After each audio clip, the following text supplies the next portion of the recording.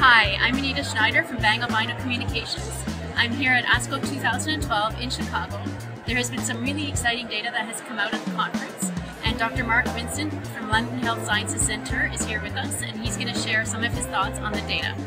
Well, there seems to be a bit of a theme developing around the de-repression of the immune system by means of antibody-directed therapy.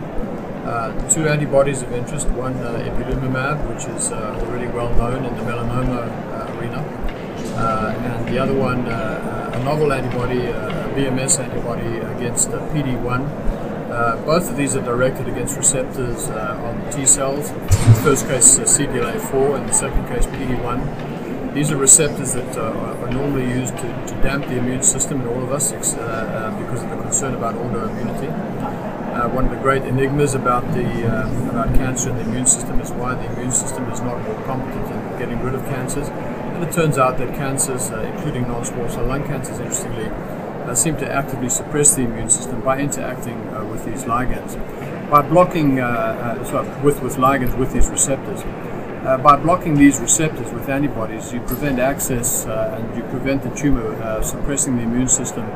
The immune system, especially in the form of the tumor-infiltrating lymphocytes, is therefore activated or de-repressed. And this has now been associated quite categorically with definite evidence of efficacy for both ipilimumab and the anti-PD-1 antibody, with evidence of prolongation of relapse-free or progression-free survival and possibly a trend to survival with ipilimumab, and also some clear evidence of response, objective response in patients, especially with squamous carcinoma. Both of these antibodies seem to work better in the context of squamous carcinoma of the lung, although there is activity seen in non-squamous. I think that the phase 3 trials will be going forward in the first instance in the squamous context rather than the non-squamous context, and we'll just have to see how they turn out.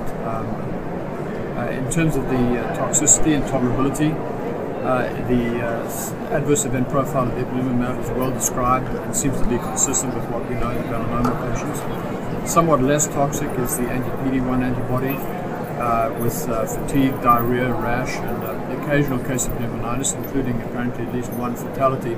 But generally a low incidence of grade 3, 4, or 5 side effects, most of these adverse events being grade 1 or 2, and I think the PD-1 being a more tolerable approach from an adverse event perspective.